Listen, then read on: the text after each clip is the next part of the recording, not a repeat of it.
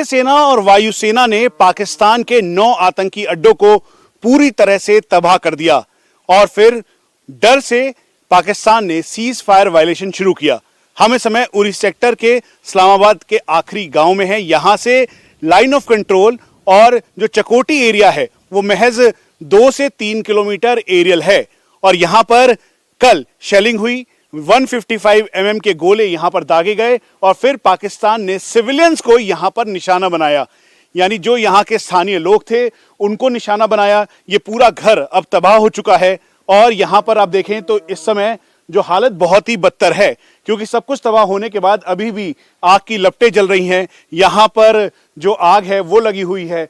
एक घर ये वाला पूरी तरीके से डैमेज है, फिर उसके बाद क्योंकि इंपैक्ट बहुत ज्यादा था तो ये दूसरा घर है जिसका इंपैक्ट हुआ और साथ में अभी भी आग की जो लपटें हैं वो दिखाई दे रही हैं और इसके साथ साथ जो आसपास के घर थे उस पर उसका इंपैक्ट हुआ। तीसरा घर ये डैमेज हो गया, उसके साथ साथ जो चौथा घर है पीछे की तरफ वो डैमेज हुआ। धुआं अभी भी निकल रहा है, आग की लपटें अभी भी जारी हैं और यहां से जो लोग हैं उन्होंने अपना घर तो खाली कर दिया है लेकिन हौसला बेहद बुलंद है और इसी आस और उम्मीद के साथ वो इस समय सेना के साथ कदम से कदम मिलाकर चल रहे हैं और अब ये चाहते हैं कि जल्द से जल्द जो स्थिति है उस पे काबू पाया जाए। चारों तरफ इस समय जो स्थिति है वो बद से बदतर है, क्योंकि यहां पर जो शेल्स मारे 155 mm के, उसके अलावा होवित्जर के, तो वो गोले इन्हीं जगहों पर गिरे और अभी भी आग की लपटें यहां पर घरों से निकल रही है। लोग अपने घरों को देखने आए हैं, आशियानों को देखने आए हैं।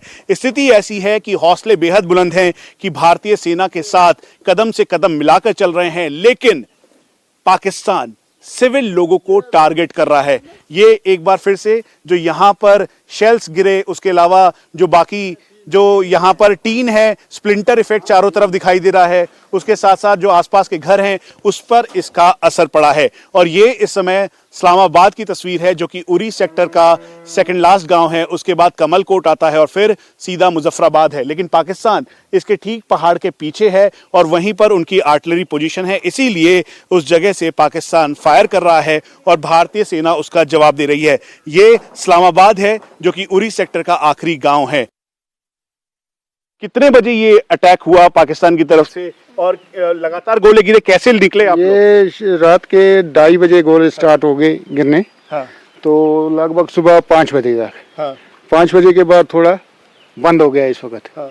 तो ये मकान सुबह ही आकर गोला गिरे। हाँ। चार आदमी जख्मी हो गए और मकान तो बिल्कुल 4 खत्म हो गए पूरे मकान। ये तो लेकिन आप लोग सेना के साथ बिल्कुल एकजुट, हम सेना के साथ एकजुट खड़े हैं। तो सेना को जवाब दिया, अच्छा दिया जवाब दिया उन्होंने। जो इधर अनंतनाग में हुआ वो गलत हुआ उधर हमारे को। अब आप देखें तो यहाँ के स्थानीय लोग काफी रोष में हैं। सर क्या नाम है आपका और ये कितने बजे हुआ, यहाँ पर कितने घर को डैमेज किया इसने? सर ये रात को कहीं 2:30 बजे के करीब ये फायरिंग शुरू हुई यहाँ पे। फायरिंग के दौरान सब अचानक ऐसा हुआ, लोग घरों के अंदर थे, अचानक आके ये टमाटर के छिले जो या सेल गिरे यहाँ पे, जिसमें 4 मकान आप देख रहे हैं पूरे बिल्कुल ही तबाह डैमेज हो चुके हैं। तो इसमें फिर भी ऊपर वाले का कर्म है कि यहाँ आदमी होए, इंजूरिंग तो हो ही, लेकिन वो फिर भी हौसले के साथ निकल के यहाँ से। वो पाकिस्तान सिविल एरिया को टारगेट कर रहा है, फौजियों को नहीं बल्कि सिविल जहाँ पे रिहायशी है। सर ये तो सामने जानने वाली बात है कि फौज डिफेंस पे होती है। वो जहाँ भी मारे, यहाँ से मारे वहाँ भी, तो वहाँ से मारे यहाँ भी, पीछा गरीबी जा रहा है। ये देखो इन लोगों के गरीब मजदूरी करने वाले के इनके मकान पूरी जिंदगी की कमाई चली गई। अभी ये बनाते सर क्या नाम है आपका? अब्दुल मजीद। अब ये बता दीजिए अब्दुल साहब की कितनी तबाही दिख रही है यहाँ पर? सारे घरों में अभी भी धुआं लगा हुआ है। इसका गवर्नमेंट लगा सकती है तखमीना कि कितना नुकसान हुआ है, कितना डैमेज हो गया, लेकिन साहब कम से कम ये 50-60 लाख से ज्यादा हो गया है। क्योंकि आज तक उनकी पूरी कमाई जो है ना वो खत्म हो गई। लगातार फायरिंग कर रहा है पाकिस्तान इसी जगह पे। साहब उसको कोई पता नहीं है सिविल मरे या सिविल पे हो या कोई गरीब मरे या अमीर मरे, उसने मारने मकानों पर।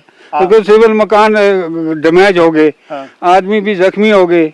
चलो आदमी जख्मी नहीं हुए तो छोटे बच्चे अगर नंगे हो गए तो समझो वो भी जख्मी है।